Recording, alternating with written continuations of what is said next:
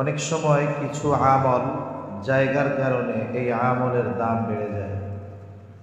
স্বাভাবিকভাবে এই ধরনের দ্বীনি মজলিসগুলো যখন খোলা জায়গায় হয় এটার একটা প্রভাব, আর যখন আল্লাহর ঘর মসজিদের মধ্যে হয় এটার প্রভাব আর এক রকম। খোলা জায়গায় যখন কোনো মজলিস হয় ওই মজলিসের কারণে ওই খোলা ময়দানেরও দাম বেড়ে যায়। তবে খোলা ময়দানের মধ্যে কোনো রেস্ট্রিকশন থাকে না, ওখানে মুসলিমও আসতে পারে, অমুসলিমও আসতে পারে, নামাজিও আসে, বেনামাজিও আসে। অনেক সময় পবিত্র লোকের সাথে সাথে অপবিত্র মানুষেরাও আসে। কিন্তু মসজিদে যারা আসে, বেনামাজি সহজে মসজিদে ঢুকে না, অপবিত্র মানুষ মসজিদে আসে না। বাহিরের প্রোগ্রামগুলোতে মানুষের খেয়াল যতটা থাকে বাহিরের দিকে, অন্যান্য দিকে, মসজিদের মধ্যে এই ধরনের খেয়াল থাকে না। তার মানে এখানে যারা আসে এরা পবিত্র, জায়গাটাও পবিত্র। এজন্য বাহিরে দ্বীনি মজলিসগুলার চাইতে মসজিদের ভিতরে এই দ্বীনি মজলিসগুলো বেশি তাৎপর্যপূর্ণ, এবং এই মজলিসগুলার মধ্যে রুহের খোরাক, রুহানিয়াত বেশি থাকে। দেখুন, জায়গার কারণে ইবাদতের দাম বেড়ে যায়। যেমন আপনারা আজকে এশার নামাজ পড়েছেন এখানে, বলুন তো এই এশার নামাজ যদি আমাদের মসজিদুল আকসায় পড়ার সৌভাগ্য হতো, তাহলে এই এশার নামাজের প্রতিদান আল্লাহ তাআলা কমপক্ষে 250 গুণ বাড়িয়ে দিতেন। সুবহানাল্লাহ। এই এশার নামাজটাই যদি আমাদের মসজিদে নববীতে পড়ার সুযোগ হতো, কমপক্ষে 1000 গুণ সওয়াব আল্লাহ তাআলা বাড়ায় দিতেন। এই এশার নামাজটাই যদি আমরা মসজিদুল হারামে পড়তে পারতাম, এই এশার নামাজের সওয়াব এখানে পড়লে যে সওয়াব হয়েছে তার চাইতে কমপক্ষে 1,00,000 গুণ আল্লাহ তাআলা বাড়িয়ে দিতেন। সেজন্য জায়গার কারণে ইবাদতের দাম বেড়ে যায়, সময়ের কারণে ইবাদতের দাম বাড়ে। সাধারণ রাত্রির নফল নামাজ আর লাইলাতুল কদর, যেটারে আমরা শবে কদর বলি, শবে কদরের 2 রাকাত নামাজ আর সাধারণ সময়ের সাধারণ রাতের 2 রাকাত নফল নামাজ এক না। ওইটা সময়ের কারণে আল্লাহ তাআলা ওইটার দাম বাড়ায় দিয়েছে। ওই রজনীটার দাম কত বেশি? আল্লাহ তাআলা বলেন, লাইলাতুল কদরি খায়রুম মিন আলফি শাহর।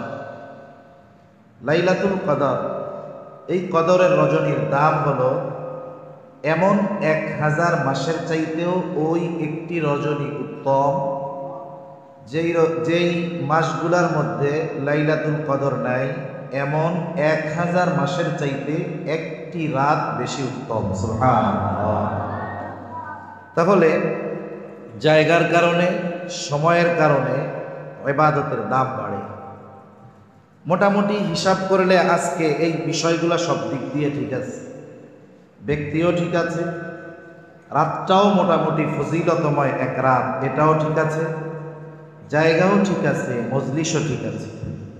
সব যখন ঠিক আছে, আমরাও যদি এই রাত্রিটাকে আল্লাহ তাআলার কাছ থেকে ক্ষমা পাওয়ার রজনী হিসাবে আমরা কাজে লাগাই, তাহলে সব কিছুই তো ঠিক হয়ে গেল। ঠিক কিনা বলেন? দেখুন, এই পৃথিবীতে আমরা মানুষ, আমাদের দ্বারা গুনাহ হবে, অনিচ্ছায়ও গুনাহ হয়ে যাবে, স্বাভাবিক বিষয়। গুনাহ থেকে বাঁচার চেষ্টা করার পরেও আমাদের দ্বারা গুনাহ হয়ে যাবে, স্বাভাবিক বিষয়। এজন্য নবীজি সাল্লাল্লাহু আলাইহি ওয়াসাল্লাম বলেন যে আদম সন্তান যদি গুনাহ না করত, আমরা যদি ফেরেশতাদের মতো হয়ে যাইতাম, যে আমরা গুনাহই করি না, একেবারে ফেরেশতাদের মতো, তাহলে আল্লাহ তাআলা আরেকটা জাতি সৃষ্টি করতেন। কেন? বলে তারা গুনাহ করবে, আবার আল্লাহ তাআলার কাছে মাফ চাইবে, আল্লাহ তাআলা তাদেরকে মাফ করে দিবে। সুবহানাল্লাহ। এজন্য নবীজি সাল্লাল্লাহু আলাইহি ওয়াসাল্লাম বলেন, কুল্লু বানি আদম খাত্তাউন ওয়া খায়রুল খাত্তাইন আত-তাওয়াবুন। প্রত্যেকটি বনি আদম পাপী, তবে ভালো পাপী, সেরা পাপীকে বলে যে পাপ করার পরে পাপের উপরে অটল অবিচল থাকে না। বরং পাপ করার পরে তার মধ্যে অনুশোচনা কাজ করে, আত্ম উপলব্ধি আসে যে এই পাপ আমার দ্বারা করা ঠিক হয় নাই। এখন সে আল্লাহ তাআলার দিকে ফিরে যায়, আল্লাহ তাআলার কাছে ক্ষমা চায়। নবীজি সাল্লাল্লাহু আলাইহি ওয়াসাল্লাম বলেন এটা হলো উত্তম পাপী। সুবহানাল্লাহ। দেখুন, ইসলাম এবং তাওবা, একজন কাফের যখন ইসলাম গ্রহণ করে, আরেকজন পাপী যখন খালেসভাবে তাওবার শর্ত ঠিক রেখে তাওবা করে। একজন যখন ইসলাম গ্রহণ করে, ইসলাম গ্রহণের পূর্বে একটা ব্যক্তি যত পাপী হোক না কেন, যত বড় পাপ তার দ্বারা সংগঠিত হোক না কেন, নবীজি সাল্লাল্লাহু আলাইহি ওয়াসাল্লাম বলেন ইন্নাল ইসলাম ইয়াহদিমু মা কানা ক্বাবলা। ইসলাম গ্রহণের দ্বারা অতীতে সে যা করেছে যত বড় পাপ হোক আল্লাহ মাফ করে দেয়। বরং তার ফ্যাসিলিটি কি, সুযোগ আরো কি, যে যত বড় পাপী ও যদি ইসলাম গ্রহণ করে তাহলে ওই সময় তার সওয়াবের ভান্ডার আরো বড় হয়। কেন? আল্লাহ তাআলা বলেন ইল্লা মান তাবা ওয়া আমানা ওয়া আমিলা আমালান সালিহা ফাউলাইকা ইউবাদদিলুল্লাহু সাইয়্যাতিহিম হাসানাত ওয়া কানাল্লাহু গফুরুর রহিমা। একজন তাওবা করলো, কাফেরের তাওবা তো ঈমান আনা, ঈমান না আনলে তো আর আস্তাগফিরুল্লাহ পড়া তার লাভ নাই। ঈমান আনার মাধ্যমে সে অতীতের পাপ থেকে আল্লাহর কাছে ক্ষমা চেয়ে এখন সে ইসলামের মধ্যে অন্তর্ভুক্ত হলো, এখন সে নেক আমল করা শুরু করে দিয়েছে। তাহলে কি হবে? আল্লাহ তাআলা বলেন আল্লাহ তার অতীতের পাপগুলোকে নেকের দ্বারা বদল করে দিবে। সুবহানাল্লাহ। তাহলে কি হইল? যে যত বড় পাপী ইসলাম গ্রহণের পরে তার সওয়াবের ভান্ডারে ওই পরিমাণ সওয়াব নেক জমা হয়ে যায়। বুজুর্গানে দিন বলেন এটা শুধু কাফেরদের জন্য সুযোগ তা নয়। একজন ইমানদার সেও যদি পাপের সমুদ্রে হাবুডুবু খায়, আসমান পরিমাণ পাপও যদি তার হয়ে যায়, সে যদি ওই রকম খালেস তাওবা করে, আল্লাহ তাআলা তার অতীতের গুনাহগুলোকেও নেকের দ্বারা বদল করে দিবে। সুবহানাল্লাহ। এজন্য আল্লাহ তাআলার দিকে ফিরে আসা, আল্লাহর কাছে ক্ষমা চাওয়ার রজনী আজ। আমাদের গ্রামের মানুষ তো অনেকে বুঝে না, গ্রামে বরাতে বলে হলো ভাগ্য, কপাল, বলে না একটা জিনিস পায় নাই, তাহলে এটা আমার বরাতে নেই, এটা আমার বরাতে নেই। ওই বরাত্রে বানায় ফেলাইছে এই শবে বারাত, শবে বারাত বানায় ফেলছে, এখন নামই দিয়ে দিয়েছে এটা ভাগ্য রজনী। এটা হলো মুক্তির রজনী, মুক্তির রাত। এরাতে আল্লাহ তাআলা সবাইকে মাফ করে দেওয়ার ঘোষণা দিয়েছেন। এখন এই ঘোষণার পরেও যদি আজকে রাতে আমরা আল্লাহ তাআলার কাছ থেকে গুনাহ মাফ না করাতে পারি, আমাদের জীবনের যদি একটা ত্রাণ না হয়, জীবনের গতিপথ যদি পরিবর্তন না হয়, এটা আমাদের জন্য বড় দুর্ভাগ্যের বিষয়। এজন্য আজকে রাত আমরা আল্লাহ তাআলার কাছে রোনাজারির মাধ্যমে, ক্ষমা প্রার্থনার মাধ্যমে চেষ্টা করব যেন আজ রাত আগামী দিন সূর্যোদয় এমনভাবে হবে, সদ্য ভূমিষ্ঠ একজন শিশু যেমন নিষ্পাপ, অনুরূপভাবে আগামী দিন সূর্যোদয়টা যেন আমাদের জন্য ওই রকম হয় বলি আমিন। দেখুন আল্লাহ তাআলা বান্দাকে ক্ষমা করার জন্য প্রস্তুত, বান্দার তাওবা কবুলের জন্য আল্লাহ তাআলা প্রস্তুত। সামগ্রিকভাবে পশ্চিম দিক দিয়ে সূর্য ওঠার আগ পর্যন্ত আল্লাহ তাআলা তাওবার দরজা ওপেন রেখেছেন। এটা তো আমভাবে, ব্যাপকভাবে। তবে ব্যক্তিগতভাবে একটা সময় আছে, যেমন ব্যক্তিগতভাবে হলো একটা ব্যক্তির মৃত্যু যন্ত্রণা শুরু হওয়ার আগ পর্যন্ত আল্লাহ তাআলা ওই ব্যক্তির তাওবা কবুল করে।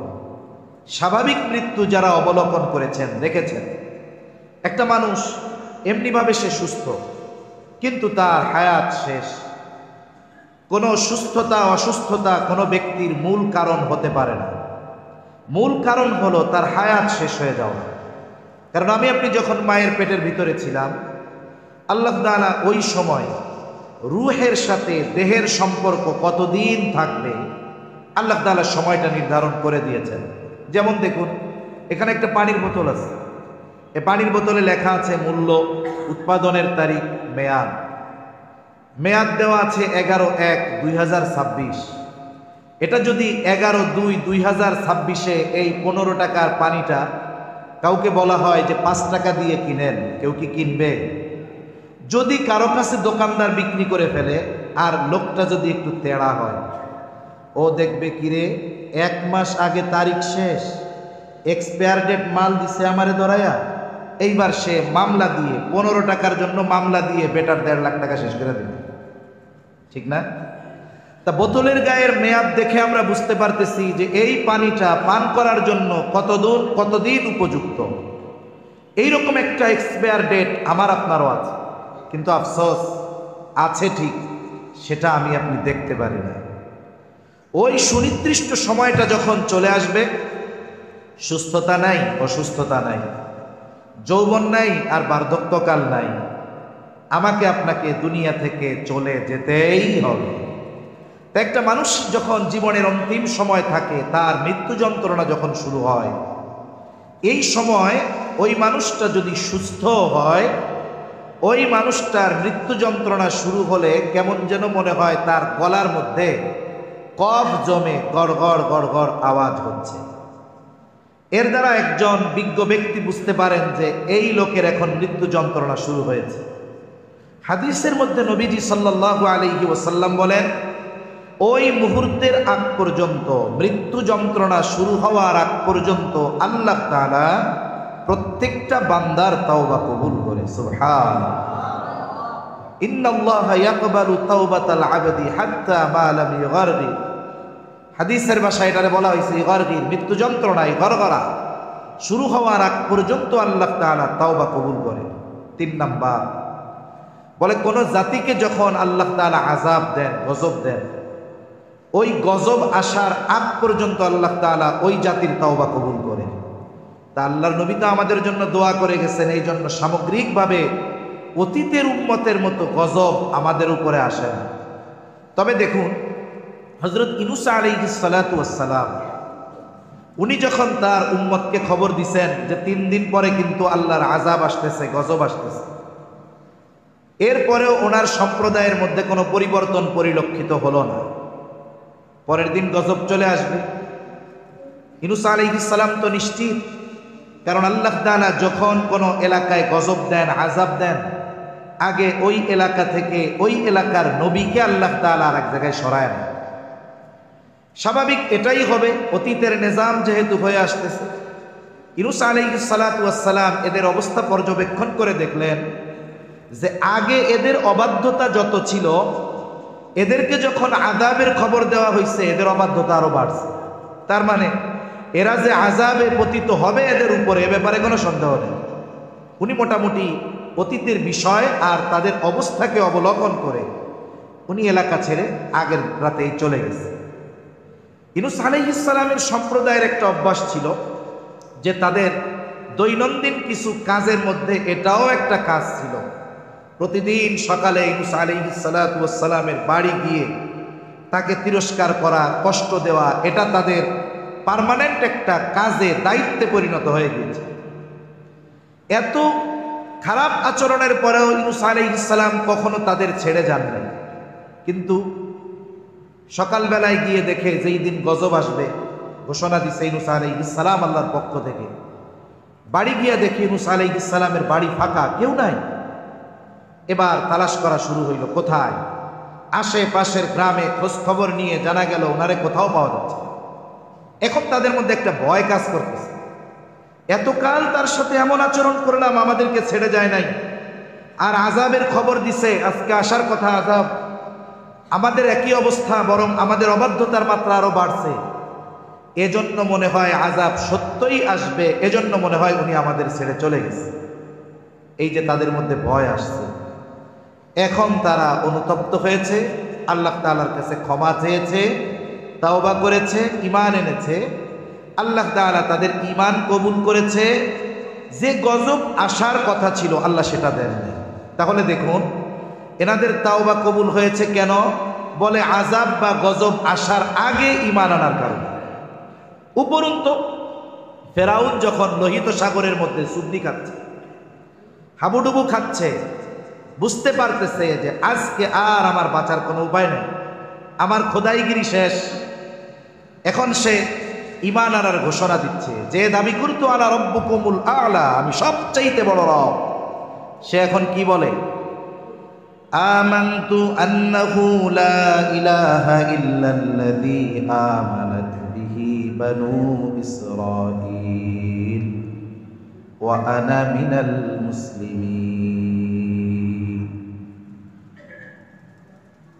ফেরাউন ঈমান আনার ঘোষণা দিল, বলে আমানতু আন্নাহু লা ইলাহা ইল্লাল্লাযী আমানাত বিহি বানু ইসরাঈল, আমি ঈমান আনলাম আল্লাহ ছাড়া কোনো ইলাহা নাই, বনি ইসরাইল যার উপরে ঈমান এনেছে, আমি তো মুসলমানদেরই একজন।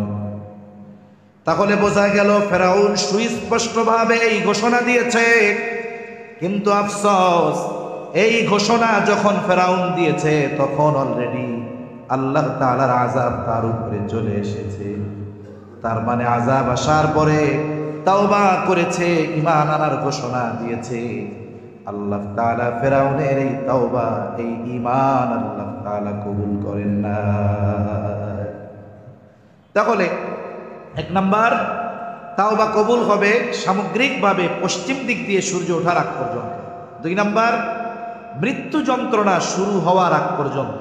তিন নাম্বার, আযাব বা গজব যদি কারো উপরে আসার ঘোষণা আল্লাহ দিয়ে থাকেন, ওটা আসার আগে, সেই সময় সুযোগ এখন আমাদের হাতে আছে। তাওবা কবুলের যেই সময় আমাদের হাতে আছে না নাই? আছে। কিন্তু আমরা তাওবার ব্যাপারে উদাসীন, অথচ আল্লাহ তাআলা তাওবার দরজা খুলে রাখছে। দেখুন, আমরা মাতা পিতার মিশ্রিত তুচ্ছ পানি থেকে আল্লাহ তাআলা আমাদের সৃষ্টি করেছেন, যেটা থেকে মূল তো মাটি। এরপরের বিষয়টা বলতেছি, আল্লাহ তাআলা যেই বিষয়টা থেকে আমাদের সৃষ্টি করলেন, ওটা যদি আমার আপনার গায়ে লেগে থাকে, আমি আপনি ঘৃণা করি, অথচ ওই জিনিস থেকে আল্লাহ আমাদের বানিয়েছেন, ওই জিনিস থেকে আল্লাহ আমাদেরকে সৃষ্টি করেছেন। আমার আপনার মতো এই তুচ্ছ পানি দিয়ে তৈরি সৃষ্টি একটা মানুষ যদি জাহান্নামে চলে যায়, আল্লাহর কোনো ক্ষতি আছে? আমাকে আপনাকে যদি আল্লাহ জান্নাত দিয়ে দেয়, আল্লাহর কোনো লাভ আছে? লাভও নাই, ক্ষতিও নাই। এরপরেও দেখুন, আল্লাহ তাআলা চায় যে তার প্রত্যেকটা বান্দা তার দিকে ফিরে আসুক। সুবহান! কেমন চায়? আমি আপনি যদি পাপ ছেড়ে, অন্যায় ছেড়ে, গুনাহ ছেড়ে আল্লাহর পথে ফিরে আসি, তাওবার মাধ্যমে আল্লাহর দিকে ফিরে যাই, আল্লাহ কেমন খুশি হয়। নবীজি সাল্লাল্লাহু আলাইহি ওয়াসাল্লাম উপমা দিচ্ছেন, এক ব্যক্তি সফর শুরু করেছে, উট বোঝাই তার রসদ সামান সব উটের মধ্যে বাঁধা, লম্বা সফর করতেছে মরুভূমির পথ দিয়ে, ক্লান্ত পথিক, বিশ্রামের প্রয়োজন। সে তার রসদবাহী উটটাকে একটা গাছের সাথে বেঁধে গাছের ছায়ায় সে শুয়ে পড়ল। ঘুম থেকে উঠল, উঠে দেখে গাছের সাথে তার উটটা বাঁধা ছিল, এখন সেটা নাই। অপর দিক দিয়ে সূর্য ডুবে যাচ্ছে, সন্ধ্যা নেমে আসতেছে। সে চতুর্দিকে খোঁজাখুঁজি করতেছে, কোথাও তার উটের সে দেখা পাচ্ছে না। অপর দিক দিয়ে সূর্য ডুবে যাচ্ছে, সেও ক্লান্ত। এমত অবস্থায় সে সর্বোচ্চ হতাশ যে তার আর বাঁচার কোনো উপায় নেই। সে মৃত্যুর জন্য অপেক্ষা করতেছে, কখন তার মৃত্যু হবে। হয়তো এই মরুভূমির মাঝে কিছু হিংস্র প্রাণীর খাবার সে হয়ে যাবে, অথবা খাবার আর পানির অভাবে মরুভূমির বুকে তার শরীর সমাধি হতে যাবে। সে অপেক্ষা করতেছে মৃত্যুর, সুনিশ্চিত মৃত্যু। সে যখন সর্বোচ্চ হতাশ, হঠাৎ সে দূরে তাকিয়ে দেখে তার ওই উট খাবার পানি রসদ সহ আবার তার দিকে ছুটে আসতেছে।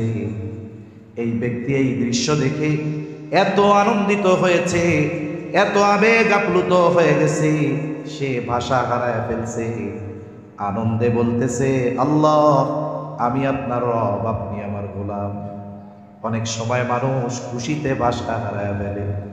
নবীজি বলেন, ওই ব্যক্তি সাহাবা একরামকে জিজ্ঞাসা করতেছেন যে এই ব্যক্তির তখন কেমন অবস্থা। তারা বলে যে এই ব্যক্তি ওই সময় পৃথিবীর সবচাইতে আনন্দিত ব্যক্তি, কেমন যেন সে সাক্ষাৎ মৃত্যু থেকে নতুন এক জীবন ফিরে পেল। নবীজি বলেন এত আনন্দিত সে বলতেছে আল্লাহ আমি আপনার রব, আপনি আমার গোলাম। নবীজি বলেন ওই ব্যক্তি তার রসদবাহী উট ফেরত পেয়ে যত খুশি হয়, তার চাইতে কোনো বান্দা যদি গুনাহ ছেড়ে আল্লাহর পথে ফিরে আসে, আল্লাহ তাআলা তার চাইতেও বেশি খুশি হয়ে যায়। আসলে দেখুন আল্লাহ তাআলার রহমত বান্দার প্রতি কত বেশি, যে আমি আপনি যদি গুনার থেকে ফিরি আল্লাহ খুশি হয়ে যায়।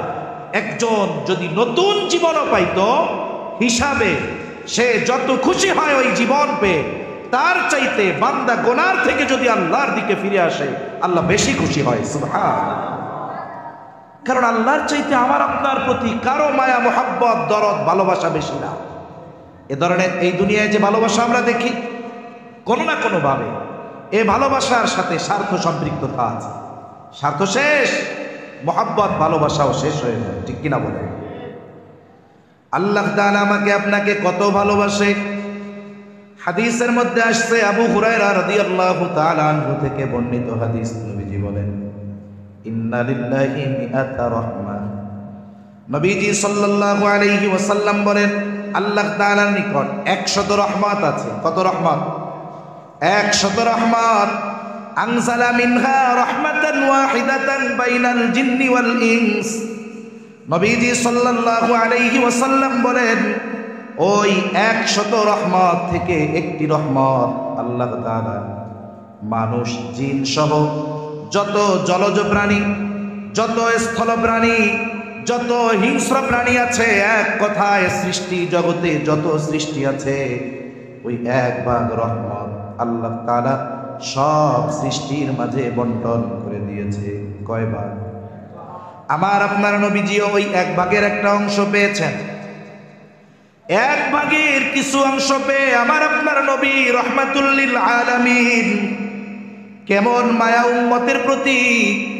হাসরের ময়দানে যখন বাবা ছেলেকে চিনবে না, ছেলে বাবাকে চিনবে না, স্বামী স্ত্রীকে চিনবে না, স্ত্রী স্বামীকে চিনবে না, আল্লাহ তাআলা বলেন ইয়াউমা ইয়াফিরুল মারউ মিন আখিহি ওয়া উম্মিহি ওয়া আবিহি ওয়া সাহিবাতিহি ওয়া বানিহি লিকুল্লি ইমরিইম মিনহুম ইয়াউমা ইযিন শা'নুন ইউগনিহি। আল্লাহ তাআলা বলেন কিয়ামতের দিন ভাই ভাইয়ের থেকে পলায়ন করবে, ওয়া উম্মিহি ওয়া আবিহি পিতা মাতার থেকে পলায়ন করবে, ওয়া সাহিবাতিহি ওয়া বানিহি স্ত্রী সন্তানদের থেকে পলায়ন করবে।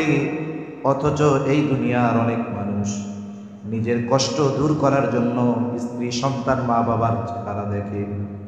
16 ঘন্টা 14 ঘন্টা 18 ঘন্টা ডিউটি করার পরে বাসায় যখন আসে গভীর রাত, বাচ্চা ঘুমিয়ে আছে, বাবা ওই ঘুমন্ত শিশুর চেহারার দিকে যখন তাকায় মুহূর্তের ভিতরে 16, 17, 18 ঘন্টার কষ্ট দূর হয়ে যায়। অনেক ভাই প্রবাসে থাকে, 18 ঘন্টা ডিউটি করে আসে, বাসায় আসার পর মোবাইলে ফোন দেয়, ফোনটা দিয়ে স্ত্রীকে বলে যে দাও আমার মায়ের সাথে একটু কথা বলি, মায়ের চেহারাটা দেখি। ফোন দিয়া বলে দাও আমার ছেলেটার চেহারা দেখি। এই যে 16, 17, 18 ঘন্টার কষ্ট সন্তানের চেহারা দেখে, মা বাবার চেহারা দেখে মুহূর্তের ভিতরে দূর হয়ে যায়। কিন্তু কিয়ামতের মুসিবত, কিয়ামতের কষ্ট কেমন? বলে দুনিয়ায় তো কষ্ট দূর করার জন্য স্ত্রীর চেহারা দেখে, সন্তানের চেহারা দেখে, অথচ কিয়ামতের দিন স্ত্রী সন্তান মা বাবার চেহারা তার জন্য দেখাটাই বড় কষ্টের কারণ হয়ে যাবে। যেটা দিয়ে দুনিয়ায় সে কষ্ট দূর করত, ওই জিনিসটা আখিরাতে তার জন্য কষ্টের কারণ হয়ে যাবে। মা তার মাতৃত্বকে অস্বীকার করবে, কেউ পরিচয় দিতে চাইবে না। প্রত্যেকটা মানুষ সেই দিন নিজের চিন্তায় চিন্তিত থাকবে, সবাই চিন্তিত, আমার আপনার নবীজিও চিন্তিত। সবাই চিন্তিত নিজের জন্য, আর নবীজি চিন্তিত থাকবেন তার উম্মতের নাজাতের জন্য। এত মায়া উম্মতের প্রতি পেয়েছেন কয় ভাগ থেকে অংশ? এক ভাগ থেকে। এ পৃথিবীতে যত সৃষ্টি আছে, সেই প্রাণী জলজ হোক আর স্থলভাগের হোক, বিষধর সাপ হোক আর হিংস্র বাঘ হোক কিংবা সিংহ, সবার অন্তরে মায়া মোহাব্বত ভালোবাসা আছে না নাই? আমি বলি মাঝে মধ্যে, এই বছরই কিছুদিন আগে এক জায়গায় গেছি সফরে। আসলে সফরের মাধ্যমে এমন কিছু জ্ঞান অর্জিত হয় যেগুলো লেখাপড়া করে পাওয়া যায়। তা এক জায়গায় শহরে গেছি, নাটোর শহরের পাশে একটা জায়গায়, দিনের বেলায় মেন রোড থেকে শাখা রোডে ঢুকতেছি, খুলনা ঢাকা রাজশাহী মহাসড়ক থেকে পাশে একটা রোডে গাড়ি ঢুকাইছি। ওই এলাকার একজন আলেম, যেই বাজার থেকে ঢুকবো ওই বাজারেরই একজন আলেম আমাদের সাথে ঢুকাইছি গাড়ি। সাথে সাথে একটা কুকুর খুব আক্রমণাত্মক ভাবে আমাদের গাড়ির উপরে আসছে, এগ্রেসিভ ভাবে। স্বাভাবিকভাবে রাতের বেলা গাড়ি চলাচল করলে কুকুর আক্রমণ করে, ওইটার ভাব আর ওই কুকুরের আক্রমণের ভাব এক না। তা আমি মৌলানা সাহেবরে বলতেছি, ভাইরে ভাই, আমাদের এলাকার কুকুরগুলো রাতের বেলা আক্রমণ করে, আপনাদেরটা দেখি দিনেই ছাড়ে না, তো ডেঞ্জারাস বেশি। তখন উনি বলতেছে যে ভাই, বিষয়টা হলো কিছুদিন আগে এই কুকুরটা আর তার বাচ্চা এই রাস্তার মোড়ের উপরে শুয়ে আছে। একটা ট্রাক ঢুকেছে, ট্রাকওয়ালা ট্রান নিছে, তার চাকার তলে কি আছে সে তো আর দেখতে পারে না, সে তো মোটামুটি 1.5 তলার উপরে থাকে। যখন ট্রান নিছে, তার চাকায় পিষ্ট হয়ে ওই কুকুরের 2টা বাচ্চা সম্ভবত মারা গেছে। কুকুরটা সরে গেছে কিন্তু বাচ্চারা সরতে পারে না। কয়েকদিন আগে, বেশ কিছুদিন আগে ঘটনা ঘটছে। উনি বলতেছে, বলে ওই দিন থেকে নিয়ে এই রাস্তায় যত গাড়ি ঢুকুক, রাত নাই আর দিন নাই, ওই কুকুরটা ওই জায়গায় অবস্থান করে। যখন কেন গাড়ি ঢুকতে যায় সে তেড়ে আসে। একটু চিন্তা করে দেখেন, একটা কুকুর সমাজের নিকৃষ্ট একটা প্রাণী, তার অন্তরেও তার সন্তানের জন্য মায়া মোহাব্বত দিয়েছে কে? সে ওই জায়গায় অবস্থান করে, যায় না। তার সন্তানের মৃত্যুর স্মৃতি বারবার তার অন্তরে ভাইসা উঠে। এই মায়ায় পড়ে গাড়ি দেখলেই তার উপরে আক্রমণ। তাহলে একটা কুকুরের অন্তরে আল্লাহ তাআলা রহম দিয়েছেন, ভালোবাসা দিয়েছেন। তাহলে গোটা সৃষ্টি জগতের জন্য আল্লাহ দিয়েছেন কয় ভাগ? বাকি আছে কত? কি করবেন আল্লাহ এগুলো দিয়ে? নবীজি বলেন, আখারাল্লাহু লাহু 99 রাহমাহ ইয়াগফিরু বিহি ইবাদাহু ইয়াওমাল কিয়ামাহ। বাকি 99 ভাগ রহমত আল্লাহ তাআলা তার নিকটে রেখে দিয়েছেন। বলে এই 99 ভাগ দয়া রহমত দিয়ে আল্লাহ তাআলা কিয়ামতের দিন তার বান্দাদেরকে ক্ষমা করে দিবে। আল্লাহর আমাদের প্রতি যে দয়া, এটা নির্ণয় করার কোনো পদ্ধতি আমাদের নাই। অপরিসীম দয়া, অগণিত দয়া আমাদের। এজন্য ওই দয়াময় তার ক্ষমার দরজা আমাদের জন্য খুলে রেখেছে। কিন্তু আফসোস, আমরা তো এই দরজা দিয়ে ঢুকতেছি না, এটা আমাদের জন্য ব্যর্থতা। এজন্য দেখুন, একটা পাপী যত পাপ করুক না কেন, আল্লাহ তাআলা সেই পাপ ক্ষমা করতে পারে। কোনো ব্যক্তি যদি এ কথা মনে করে যে আমার এত পাপ আল্লাহ তাআলা হয়তো মাফ করবে না, নাউযুবিল্লাহ, তাহলে ওই ব্যক্তি আল্লাহ তাআলাকে ক্ষমার ব্যাপারে অক্ষম মনে করে। আল্লাহ তাআলার ব্যাপারে বান্দার ধারণা যেমন, ওই বান্দার সাথে আল্লাহ তাআলার আচরণ ওইরকম। এজন্য আল্লাহ তাআলা জানায় দেন, ইয়া ইবাদিয়াল্লাযীনা আসরাফু আলা আনফুসিহিম লা তাকনাতু মির রাহমাতিল্লাহ ইন্নাল্লাহা ইয়াগফিরুদ যুনুবা জামিআ ইন্নাহু হুয়াল গফুরুর রহিম। আল্লাহ তাআলা বলেন, হে আমার বান্দা, পাপীদের উদ্দেশ্য করে আল্লাহ বলতেছেন, হে আমার বান্দা। পাপীরে ডাক দেন না, হে পাপী। আল্লাহ বলেন যে পাপী তাকে বলতেছে হে আমার বান্দা। আসলে আরবিতে কিছু শব্দ আছে, বাক্য আছে, এগুলো অনুবাদের মাধ্যমে এই শব্দের গভীরতা মানুষ অনুধাবন করতে পারে না। ইয়া ইবাদি, হে আমার বান্দা, এই ডাকটা যে কত মায়া, কত দয়া করে আল্লাহ তাআলা ডাকেন, এটা বোঝার জন্য আমাদেরকে সাধারণত যদি আরবি ভাষায় যারা মোটামুটি পাণ্ডিত্য অর্জন করেছে তারা বুঝতে পারে আল্লাহ তাআলা কত আবেগ নিয়ে, দরদ নিয়ে ডাকতেছে। যে পাপ করে তারে পাপী বলে ডাকতেছে না, বলতেছে আমার বান্দা। আল্লাযীনা আসরাফু আলা আনফুসিহিম, যারা নিজেদের নফসের উপরে বাড়াবাড়ি করে ফেলছো। আমরা তো আমাদের উপরে বাড়াবাড়ি করি, আমাদের উপরে জুলুম করি। মানুষ নিজে নিজের উপরে জুলুম করে বলে পাপ করার মাধ্যমে।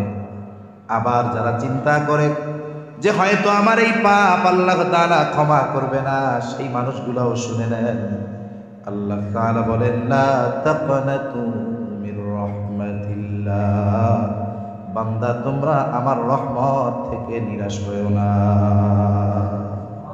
তোমার পাপ যত হোক ক্ষমা করার ক্ষমতা আল্লাহর আছে না নাই? আল্লাহ তো বান্দাকে ক্ষমা করতে চায়। আমরা হাদিসের মধ্যে পড়েছি, শুনেছেন আপনারা, এক আল্লাহর বান্দা বনি ইসরাইলের 99টা খুন করছে। কয়টা খুন? 99টা। যার 99টা হত্যার পরেও তার মধ্যে তাওবার আগ্রহ জাগছে।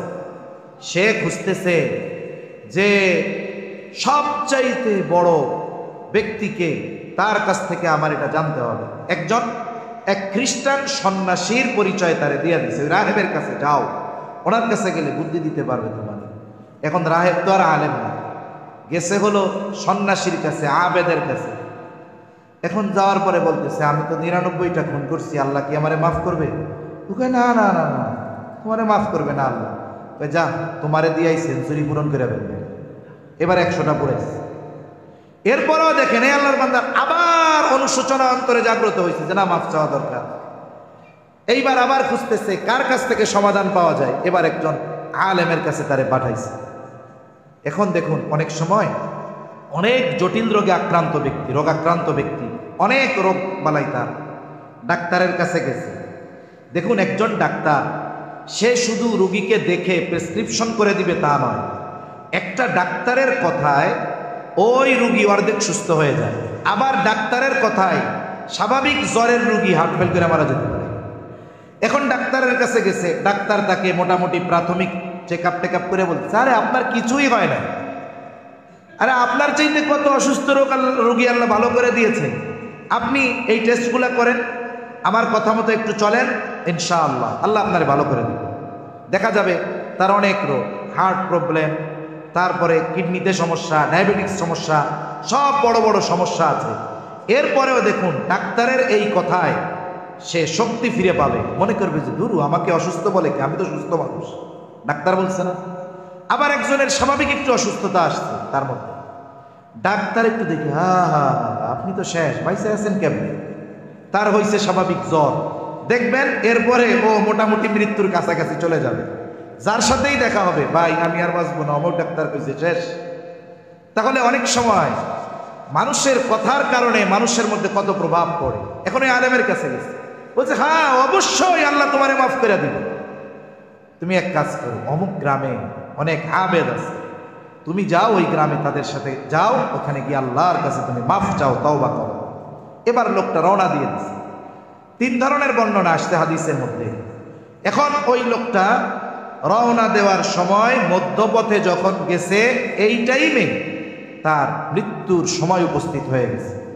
আমরা হাদিসের মধ্যে পড়েছি, আপনারাও শুনেছেন, নেককারের মৃত্যুর সময় মৃত্যুর ফিরিস্তা আছে এক ধরনের, বদকারের মৃত্যুর সময় ফিরিস্তা আছে আর এক ধরনের, যে ওখানে দেখলেই ওর অবস্থা খারাপ হয়ে যায়। এখন 2 দলই এসে হাজির, ও কয় এটা আমাদের দায়িত্ব, আর এক দল বলে না না না এটা আমাদের দায়িত্ব। এখন কি হবে? এক বর্ণনায় আসছে, লোকটা যখন পড়ে গেছে জমিনে, ওই সময় সে মোটামুটি মাঝামাঝি অবস্থানে, এইবার সে বুক ঘেঁষে ঘেঁষে ওই গ্রামের দিকে অগ্রসর হওয়ার চেষ্টা করছে। সে অগ্রসর হয়েছে কতটুকু? বলে 1 বিগত অগ্রসর হয়েছে। এই কারণে রহমতের ফিরিস্তারা তার জান কবজ করছে। আর এক বর্ণনা আসছে দুই দল যখন তর্ক করতেছে যে দেখো সে তো এখনো ওই পর্যন্ত পৌঁছায় নাই, আর এক দল বলে আরে সে তো ওই জায়গায় পৌঁছানোর নিয়তেই রওনা দিছে, এখন সমাধান কি হবে? বলে তাহলে মাপো তার শুরুর অবস্থান থেকে সে যেখানে যাবে কোনটার দূরত্ব বেশি। যদি তার বাড়ির দূরত্ব বেশি হয়, মানে নেককারদের বান্দাদের গ্রাম যদি কাছে হয়, তাইলে রহমতের ফেরেশতারা তার জান কবজ করবে। আর যদি নেককারদের গ্রাম যদি তার থেকে দূরে হয়, তাহলে আযাবের ফেরেশতারা কবজ করবে। এবার মাপামাপি শুরু হয়েছে। হাদিসের মধ্যে আসছে ওই বান্দা তো বেশি দূর যাইতে পারে নাই, কিন্তু আল্লাহ তাআলা ওই যে বাড়ি থেকে যেই পর্যন্ত পৌঁছাইছে ওই জায়গাটাকে লম্বা বানায়া দিছে। এখন হিসাব কি হলো? সে নেককারদের গ্রামের কাছাকাছি, আর ওই ব্যক্তিকে আল্লাহ মাফ করে নেককারদের অন্তর্ভুক্ত করে দিয়েছে। সুবহানাল্লাহ। আল্লাহ কত পদ্ধতিতে ক্ষমা করতে পারে বান্দাকে, শুধু ইচ্ছা আমাদের। কত বড় বড় জালেমকে আল্লাহ তাআলা মাফ করে দিয়েছে। আব্দুল্লাহ ইবনে উমর রাদিয়াল্লাহু তাআলা আনহু থেকে বর্ণিত, নবীজি সাল্লাল্লাহু আলাইহি ওয়াসাল্লাম বনী ইসরাঈলের এক জালেমের ঘটনা বর্ণনা করেছেন। এই জালেমের নাম ছিল কিফিল। নবীজি বলেন এই কিফিল এমন কোন পাপ নাই কিফিল করে নাই। রাসূলুল্লাহ সাল্লাল্লাহু আলাইহি ওয়াসাল্লাম এই জালেম কিফিলের ঘটনা একজন দুইজন দুইবার নয়, বারবার নবীজি বর্ণনা করেছেন। নবীজি বলেন বনী ইসরাঈলের এক জালেম, তার নাম ছিল কিফিল। বলে এমন কোনো পাপ নাই সে করে নাই। সব পাপে অভ্যস্ত ব্যক্তি। ওই ব্যক্তির পাপগুলার মধ্যে একটা পাপ ছিল, অপকর্ম ছিল, সে মানুষকে সুদের উপরে টাকা দিত। সুদখোর আছে না নাই? আফসোস লাগে, সুদ কবিরা গুনাহ, হারাম। কিন্তু পৃথিবীর সব কবিরা গুনাহ একদিকে, সুদ কবিরা গুনাহ আরেকদিকে। পৃথিবীর অনেক হারাম আছে, কারণে এটা জায়েজ হতে পারে। যেমন দেখুন, এক ব্যক্তি বিবাহ করেছে, ওই বিবাহ করছে যাকে তার একটা ছোট বোন আছে, মানে শালী কয় যারে, ছোট বোন। বলেন তো এই বড় বোন তার বিবাহ বন্ধনে আবদ্ধ থাকা পর্যন্ত সে তার শালীকে বিবাহ করতে পারবে? পারবে না, এটা তার জন্য হারাম। বড় বোন মারা গেছে, এখন তার জন্য কি হয়েছে? এটা হালাল হয়ে গেছে। আবার দেখুন, কোন ব্যক্তি এমন রোগে রোগাক্রান্ত হয়েছে, এমন রোগ হয়েছে তার, বিজ্ঞ দিনদার ডাক্তার বলেছেন এনাকে যদি বাঁচাতে হয় তাহলে দৈনিক 100 গ্রাম খিনজিরের গোশত খাওয়াতে হবে, শুকরের গোশত খাওয়াতে হবে। তারপরে ওনাকে দৈনিক 100 ml করে মদ পান করাতে হবে। সারা পৃথিবীর উলামায়ে কেরাম একমত, তার জান বাঁচানোর জন্য ওষুধ হিসাবে এটা খাওয়ানো তাকে জায়েজ। আবার দেখুন, আল্লাহ তাআলা কোরআনে এই সুযোগ দিয়ে দিয়েছেন। সূরা মায়েদার 3 নম্বর আয়াত আল্লাহ তাআলা জানিয়ে দিয়েছেন, এমন জায়গায় কেউ গেছে, এখন কোনো খাবার নাই, যা আছে সব হারাম, পানীয় হারাম, খাদ্য সামগ্রী হারাম। এখন এই ব্যক্তি জীবন বাঁচানোর তাগিদে যতটুকু নেওয়া প্রয়োজন, এই প্রয়োজন মোতাবেক যতটুকু দরকার সে যদি গ্রহণ করে, এটা তার জন্য অন্যায় নয়। তবে এই সুযোগ মনে করে পেট বইরা খাওয়া যাবে না। আমাদের দেশে কিছু মানুষ আছে বুঝে না, এখন রোজার মাসে ভুল করে এতটুকু খেয়ে ফেলছে, মনে করেন খাইছে, এখন ও মনে খাইয়াই তো ফেলছি, রোজা তো গেছে, এবার পেট বইরা আবার খায়। এটা কি করা যাবে না? এটা তো করা যাবে না।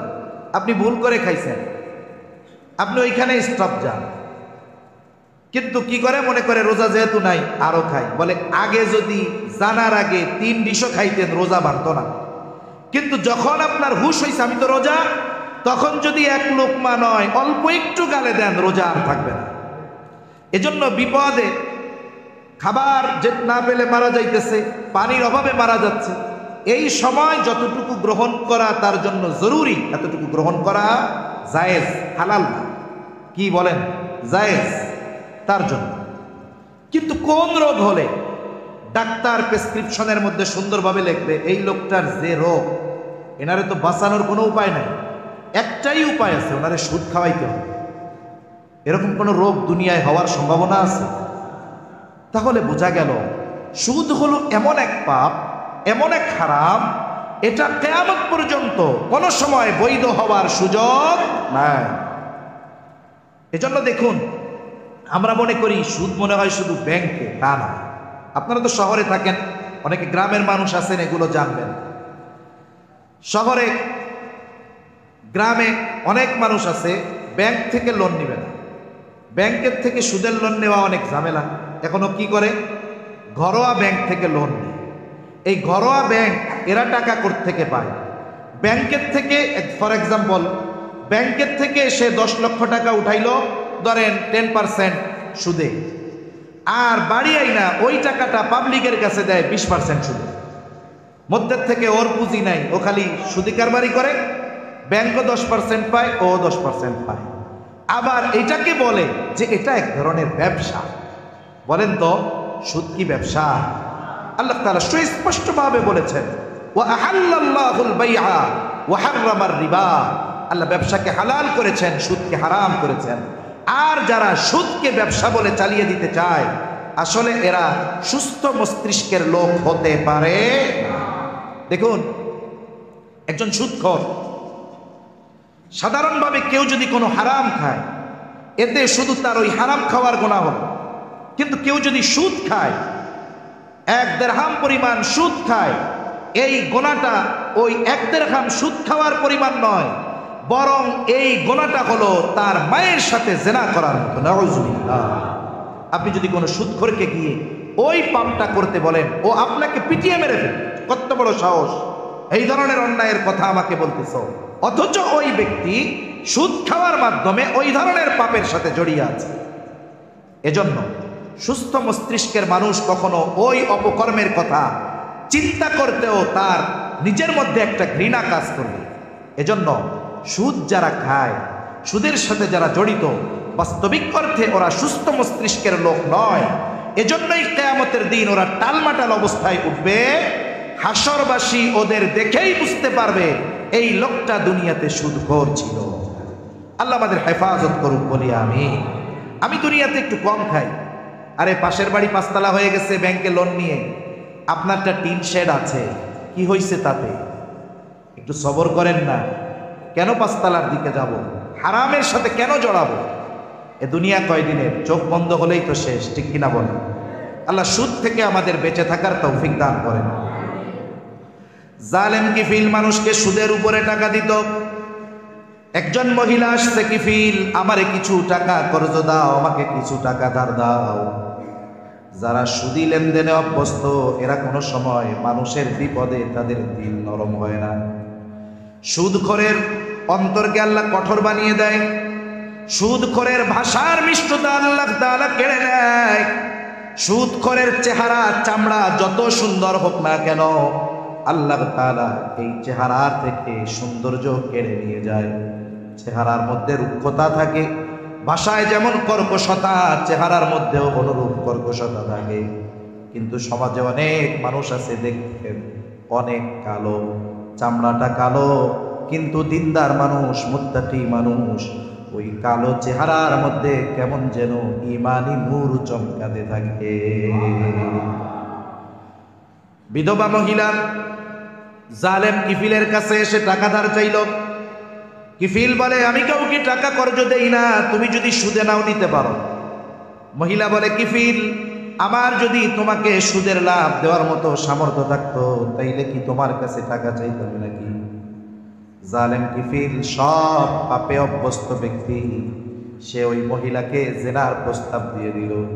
বলল, সুদ যদি না দিতে পারো, তাহলে অমুক দিন আমার সাথে গোপন অভিসারে লিপ্ত হবা।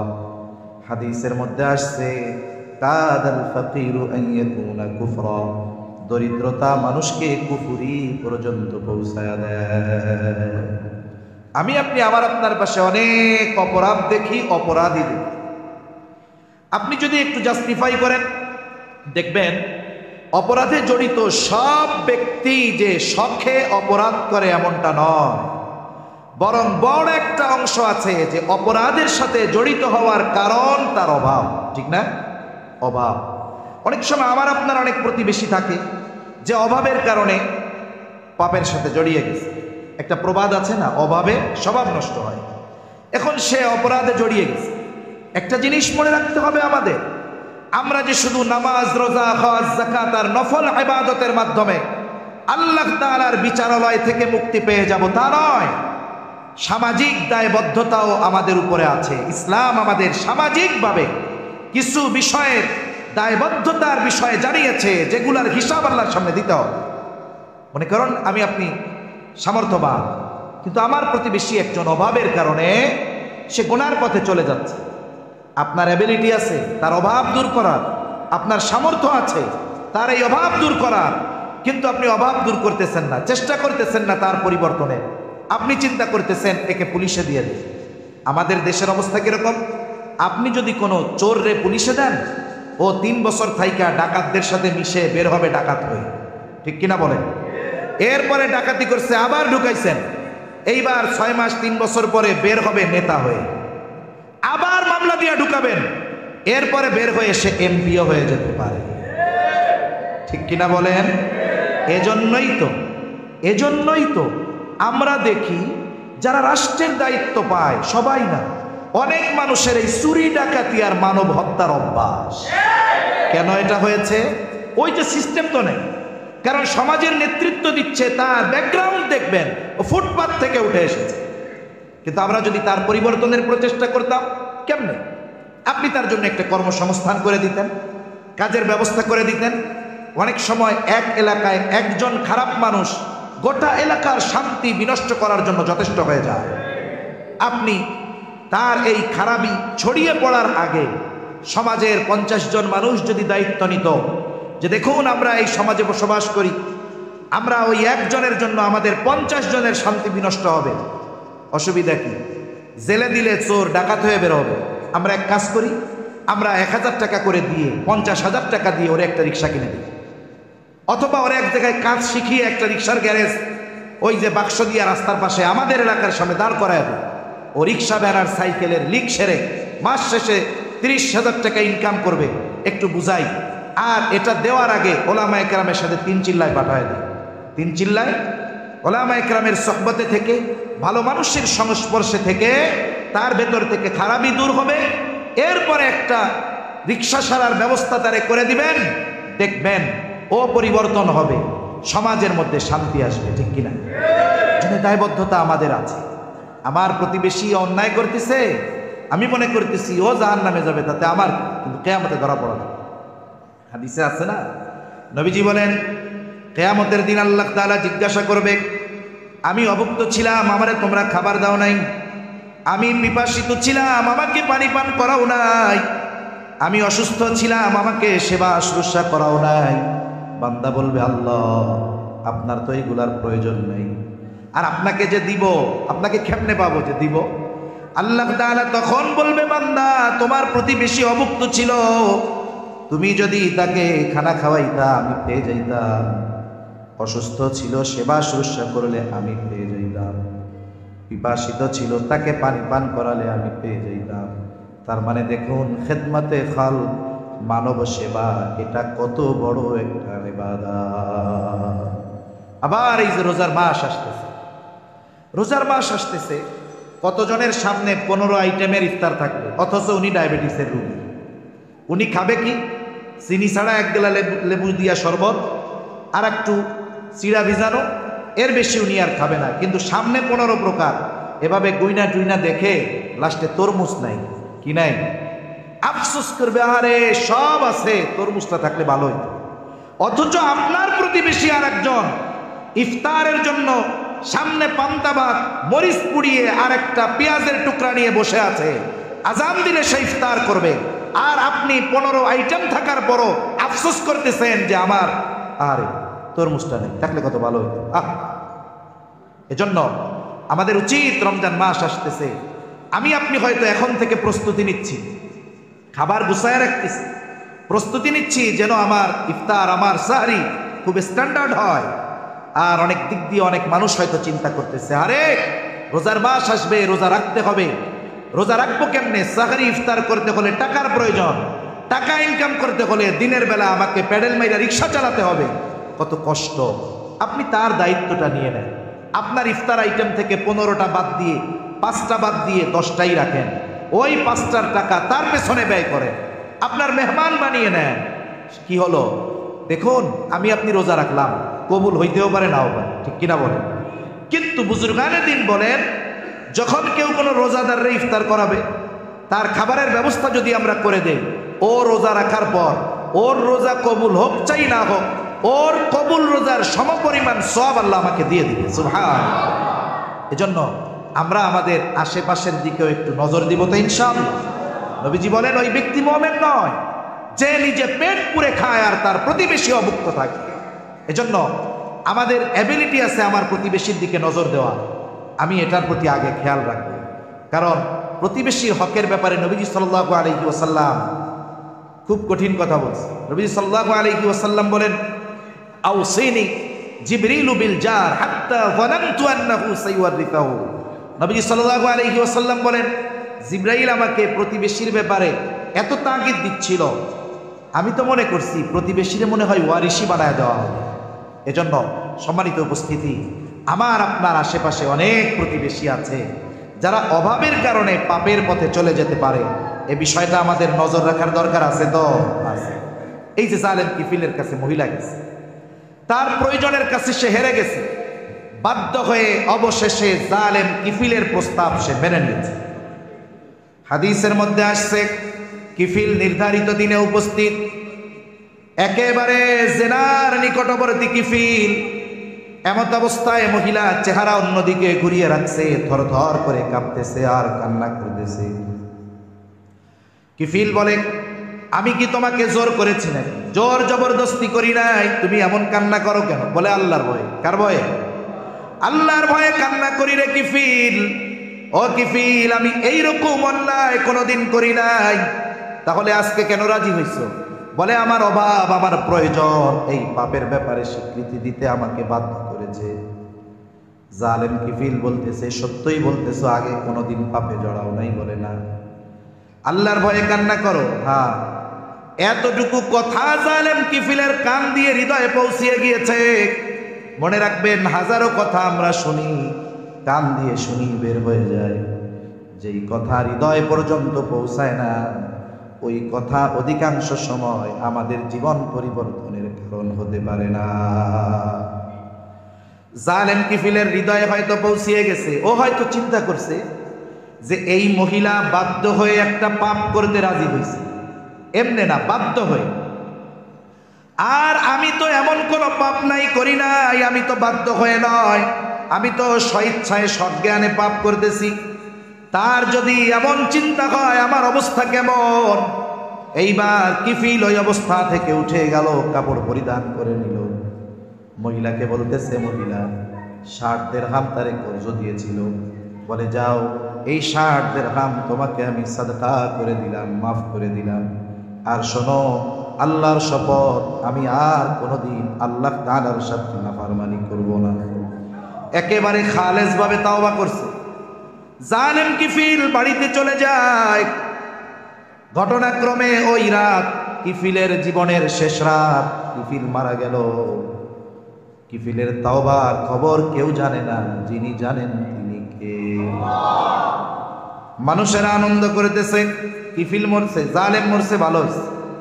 জালেম মরলে মানুষ খুশি হয় কি হয় না? কত খুশি হয়। মাঝে মধ্যে মোবাইলে জালেম মৃত্যুর খবর আমরা দেখি। মোটরসাইকেল অ্যাক্সিডেন্ট করছে, একেবারে গোটা ফেস, চেহারা থেতলে গেছে, চেনাই যায় না। পাশে আর একটা ছবি দিছে তার, একেবারে সুদর্শন যুবক, 21, 22, 23 বছর বয়স, এইরকম একটা যুবক হোন্ডা অ্যাক্সিডেন্টে মারা গেছে। বলেন তো এর মা বাবার কষ্ট কত, তাই না? বাবার কাঁধে এই পৃথিবীতে সবচাইতে বেশি ভার হলো সন্তানের লাশ। নিকট অতীতে এটা অনেক অভিভাবক উপলব্ধি করতে পেরেছে। এরপরে ফেসবুকের মধ্যে ঢুকি, একটু চিন্তা করি, দেখি এই ছেলেটা কি, পরিচয় টরিচয় জানা যায়। একজন মানুষের মৃত্যুর সংবাদে তো ইন্না লিল্লাহ বলা দরকার, কিন্তু ঢুকে দেখি সব লেখা আলহামদুলিল্লাহ। কি ব্যাপার, এত আলহামদুলিল্লাহ কেন? কোনো মিস হইতেছে? কতজন আবার লেখে আরো আগে মরলে ভালো হইত। আমি চিন্তা করি, কেমন এক জীবন যে একজন মানুষের মৃত্যুতে মানুষ শুকরিয়া আদায় করে।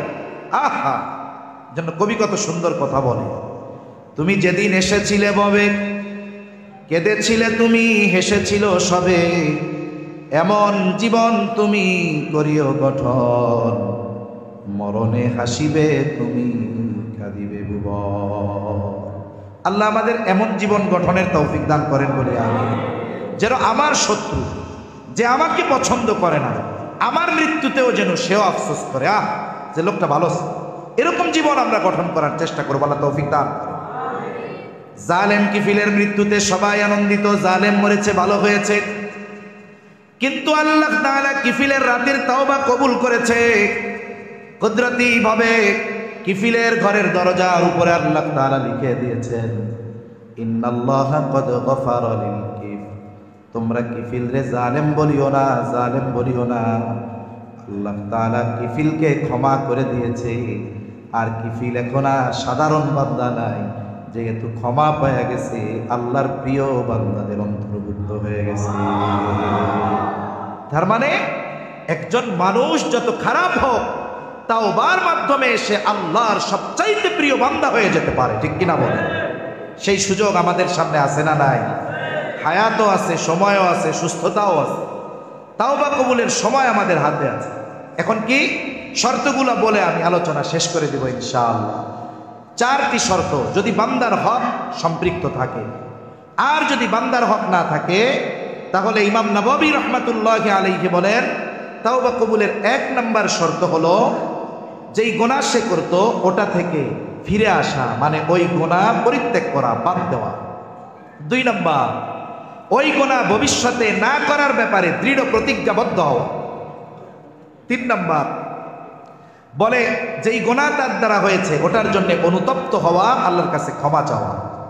যদি বান্দার হক সম্পৃক্ত না থাকে, এই 3টি শর্ত ঠিক রেখে যদি কেউ আল্লাহ তাআলার দিকে ফিরে যায়, তাহলে আল্লাহ তাআলা তাকে মাফ করে দিবে, সুবহানাল্লাহ।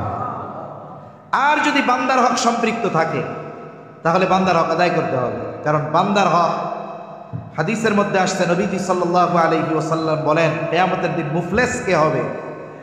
সাহাবায়ে কেরামকে জিজ্ঞাসা করতেছে, তোমরা কি জানো কিয়ামতে সবচাইতে নিঃস্ব কে হবে?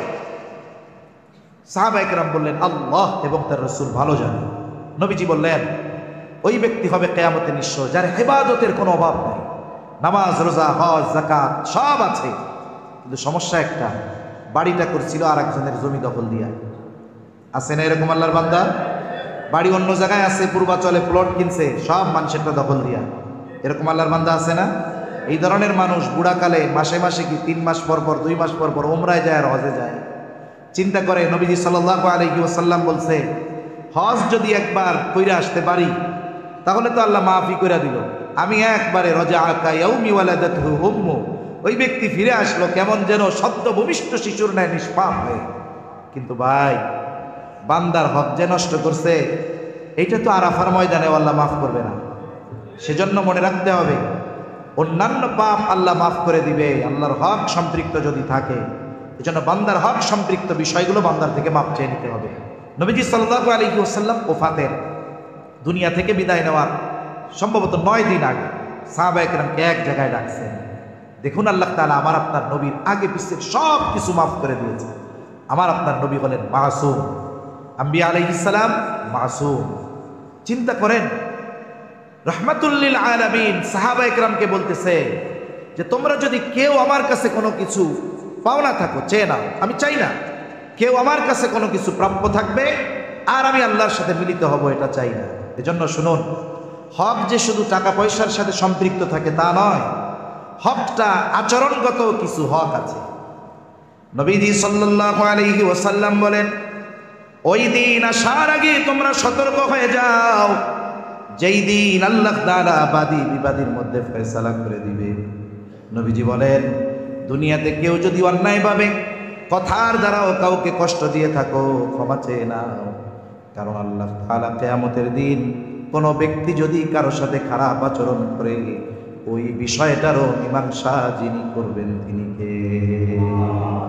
এজন্য যারা আমাদের কাছে ভালো ব্যবহার প্রাপ্য, হক এটা তাদের, আমরা তাদের সাথে যদি খারাপ আচরণ হয় মাপ চায় নেব, তাহলে তাওবা কবুল হবে 4 শর্তের আলোকে, যদি বান্দার হক সম্পৃক্ত থাকে। অন্যথায় বান্দার হক আল্লাহ মাফ করবে না।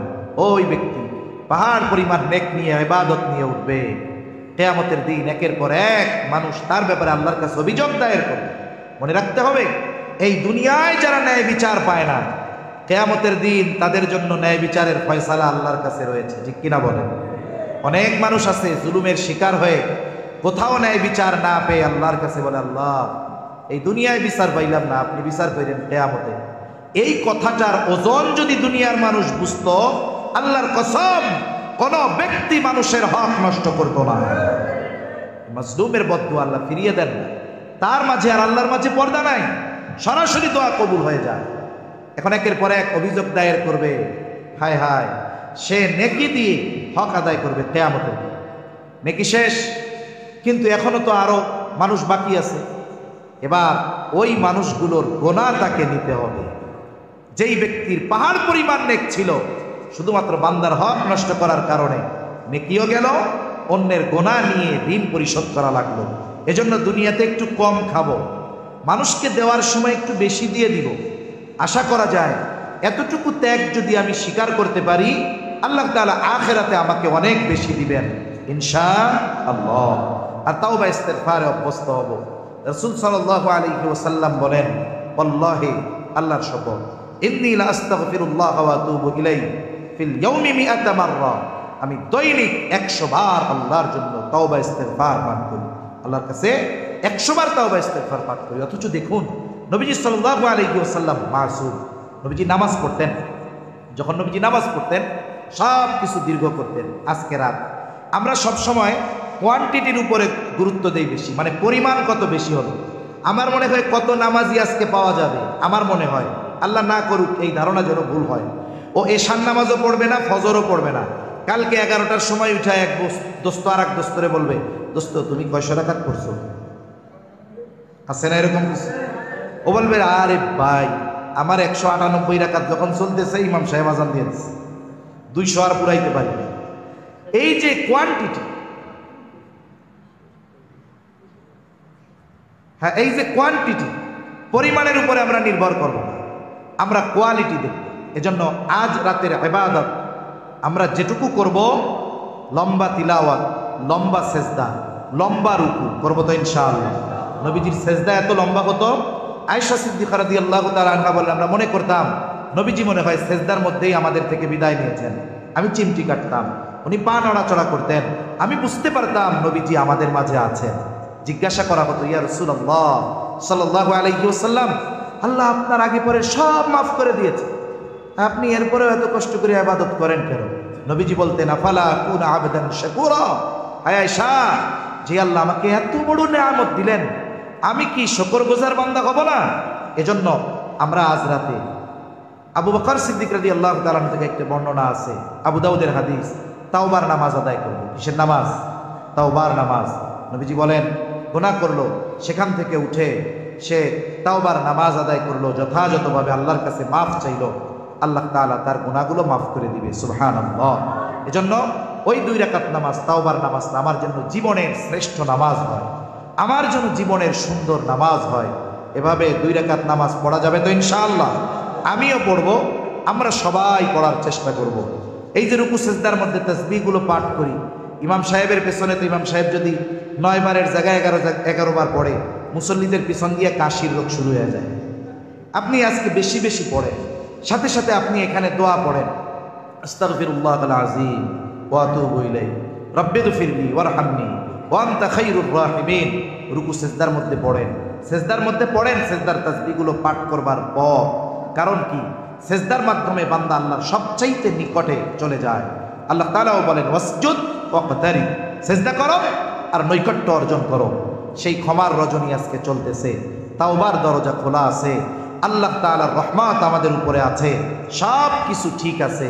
শুধু আমরা যদি সদ্ব্যবহার করি, তাহলে আশা করা যায় ইনশাআল্লাহ আগামী দিনের সূর্যোদয়টা হবে গুনাহমুক্ত সূর্যোদয়। আল্লাহ সুবহানাহু ওয়া তাআলা আমাদের সকলকে কথাগুলো বুঝবার তৌফিক দান করেন, আমিন। ওয়া আখিরু দাওয়ানা আনিল হামদুলিল্লাহি রাব্বিল আলামিন। আসসালামু আলাইকুম ওয়া রাহমাতুল্লাহি ওয়া বারাকাতুহু।